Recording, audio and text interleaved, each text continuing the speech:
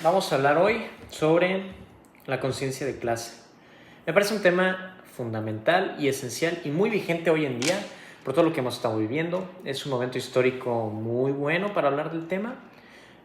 Hemos visto cómo hay manifestaciones en la Ciudad de México, por lo tanto yo creo que es un tema muy vigente. ¿Qué es la conciencia de clase?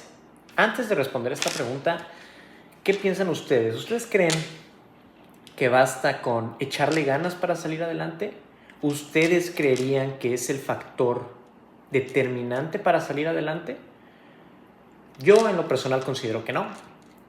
Desde un punto de vista marxista no creo que esa sea la solución ni creo que ese sea el factor determinante. Desafortunadamente, a mí que más me gustaría que eso fuera lo más importante o lo más relevante a tomar en cuenta, que sea más meritocrático.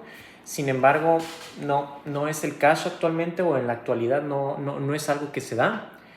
Pero bueno, respondiendo a esto, ¿qué es la conciencia de clase? La conciencia de clase es darse cuenta de la clase social a la que perteneces y de que hay muchos otros individuos, sujetos, que tienen las mismas problemáticas que tú. No es un concepto etéreo en el sentido de que lo pueden plantear mucha gente. Al contrario, yo considero que es ver la vida desde tu clase y ver las relaciones de poder que están oprimiéndote o que te están condicionando de cierta forma. Tenemos también que existen otras clases sociales. Hay otras clases sociales como lo pueden ser los patrones, los dueños de las fábricas. Estos tienen desafortunadamente intereses completamente distintos a los tuyos, porque pues obviamente como pertenecen a una clase un poco más alta o alta en términos de riqueza o económica, pues obviamente no van a tener los mismos intereses que tú, porque ellos ya tienen esas cosas. Entonces a lo mejor o muy probablemente quieren otras más. En palabras de Marx, conciencia de clase es la capacidad de los miembros de una clase para poder comprender y actuar sobre esas relaciones asimétricas que están condicionándote. Ahora imagina una fábrica o un taller. Aquí los trabajadores tienen jornadas muy largas, tienen salarios bajos, con trabajos monótonos. Poco a poco empiezan a hablar entre ellos. ¿Por qué a mí me toca tan poco y me esfuerzo demasiado y al jefe le sobra? Y él no viene tanto, o sea, él no trabaja demasiado. Ese poco a poco, o sea, ese hablar entre ellos es conciencia de clase en acción. Ahora, al comenzar a organizarse, crear sindicatos, hacer huelgas, nacía la conciencia obrera. Como explica un texto de historia, y aquí voy a citar un texto de un PDF que yo leí, poco a poco los obreros fueron tomando conciencia de los abusos de la burguesía y decidieron protagonizar movimientos de protesta y aparecieron las primeras asociaciones de obreros o sindicatos y con ellos las primeras huelgas. Ahí surge el nosotros en contraposición al ellos, la clase dueña. Eso es, en todo el sentido de la palabra, conciencia de clase. Bajo el capitalismo también hay un fenómeno sumamente perverso, la alienación. Esencialmente el trabajador aquí se siente separado de lo que produce su trabajo y del proceso mismo de trabajar. Aquí Marx lo resumía o lo describía de manera brutal en sus manuscritos de 1844. El obrero en la fábrica no se afirma, sino que se niega, no se siente feliz, sino por el contrario, desgraciado, no desarrolla su energía, sino que mortifica su cuerpo y destruye su espíritu. Ahora vamos a utilizar a un trabajador como ejemplo. Él ensambla la misma pieza durante todo el día. Él obviamente pues no se ve reflejado, no disfruta ni controla de ella porque no le pertenece, es de alguien más este trabajo. Por lo tanto, cuando él trabaja se siente tan fuera de sí mismo porque no se ve reflejado. Y esta constante deshumanización lleva a la reflexión de la conciencia de clase, en la cual inevitablemente se da cuenta de que el problema pues realmente no era él. El problema es cómo se organizó esto en primer lugar, el sistema que organizó y que hizo que se dieran estas situaciones en primer lugar. Por lo tanto, no era culpa de él. Y en otro orden de ideas, Marx nos hacía reflexionar con una de las máximas clave o fundamentales del materialismo histórico, que es no es la conciencia la que determina el ser social, sino por el contrario, es el ser social el que determina la conciencia. ¿Qué nos quiere decir esto? Primero está la materialidad, tus condiciones, el lugar donde trabajas, donde vives, te desarrollas, desenvuelves, tus papás, las costumbres, vaya, todo lo que te va formando, y todo esto te va guiando a una idea que ya está condicionada por lo primero.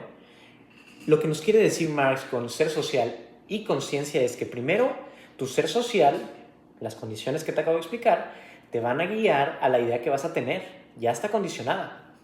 Si la fábrica, por ejemplo, explota trabajadores, esas condiciones te harán descubrir la verdad de esa explotación. Como explica un análisis marxista, el trabajo monótono y las tareas estáticas estimulan la reflexión del obrero, lo cual llevará a reflexionar y tener intereses en comunes con otros trabajadores, lo cual refuerza la conciencia de clase y te van a guiar a la misma reflexión y a la misma conclusión que ellos. Y ejemplos históricos tenemos de sobra. Uno clave o principal es la Revolución Industrial. Aquí la gente se iba de los campos, salía de sus casas para ir a las zonas industriales, a las ciudades, a las zonas más fabricadas, para poder ir a trabajar y tener un ingreso económico un poquito mejor, más favorable. Y la realidad es de que era todavía peor, las condiciones eran terribles, las condiciones laborales eran sumamente exigentes, deprimentes, precarias, lo cual todavía más permearon un tipo de revolución en huelgas, en sindicatos, lo cual hizo, otra vez, las condiciones materiales hicieron que los trabajadores se dieran cuenta y en lugar de ser una clase social alterna, fueran una clase social para sí misma, en donde ellos mismos se estuvieran teniendo este tipo de choque de ideas entre los dueños y los trabajadores para poder mejorar ellos mismos sus condiciones materiales. Otro caso en específico y que hace que la historia nos confirme este tipo de afirmaciones o de argumentos es que la lucha de clases mueve montañas. Un ejemplo emblemático es lo que sucedió en Detroit en 1932. Fue cuando era la Gran Depresión. 6,000 desempleados fueron a la fábrica de Fort River Rush, si no me equivoco. Salieron a una marcha pacífica pidiendo obviamente pan, no migajas. ¿Cuál fue la respuesta del poder, por así decirlo? Palas y represión, porque 5 o 6 empleados de esa misma fábrica terminaron muertos por integrantes de la policía y obviamente de la misma compañía de Ford. 5 vidas sacrificadas por unos cuantos dólares de ganancia. Esto es la realidad de la conciencia de clase. Es ir a pelear por lo que tú te mereces en contra de la clase alta que nada más quiere un poco más de ganancia, así sea mínima, pero les interesa y es dentro de sus intereses el por qué lo hacen. Esto es un ejemplo claro de por qué la conciencia de clase sí ha movido montañas y es importante y vigente hoy en día.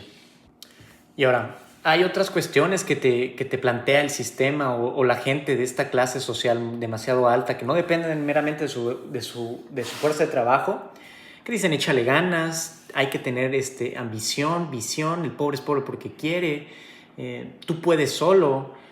No niego que la voluntad y el deseo de superarse sí tengan cierta relevancia, pero decir que son el factor determinante es un error completamente de enfoque. Si las condiciones materiales, volvemos, es decir, un conjunto de circunstancias económicas, técnicas y sociales que determinan cómo una sociedad vive, no son buenas o no son favorables a ti, no sirve de nada este tipo de discurso, porque no depende del individuo el salir adelante en un sistema que ya está estructuralmente desigual. Y los datos lo confirman, no es algo que yo me esté sacando aquí de la manga.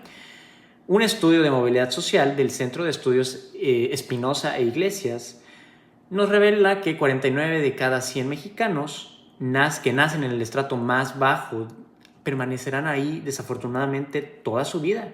Y de quienes logran ascender, 25 de cada 100 nunca superan la línea de pobreza. ¿Cuál es la conclusión que podemos sacar de todo esto? Más del 70% de la población, al menos aquí en México, está condenada a reproducir las mismas condiciones con las que empezaron o con las que nació. La narrativa del mérito individual, en mi opinión, solo sirve para encubrir fallas estructurales de un sistema que ya está o que necesita justificar sus propias desigualdades. Es meramente eso.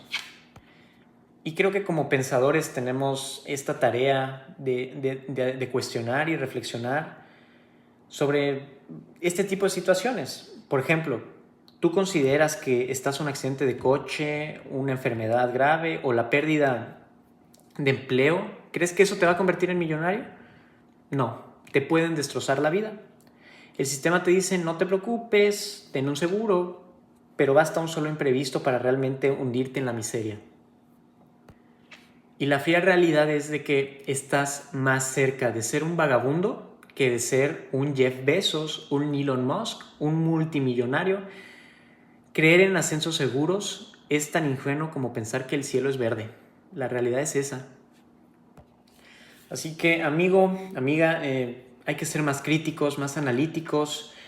Cuéntate la verdad también. La clase en la que naces va a marcar más que tu talento individual, desafortunadamente. No vivimos en un sistema meritocrático. ¿Qué más me gustaría a mí que en un sistema meritocrático donde dependiera completamente de mi potencial el poder salir adelante o no? Pero desafortunadamente no. Espero haber podido contestar todas estas, las cuestiones que era si el salir adelante es el factor determinante. Creo que con este video desmenuzamos que no, que realmente no, al menos actualmente no lo va a ser ni lo ha sido durante mucho tiempo. Sin nada más que agregar, despierten amigos, el materialismo es sumamente enriquecedor, te hace ver las cosas como son con claridad, desde los hechos, desde lo que es primero la base material, que produce luego la idea y las superestructuras ideológicas.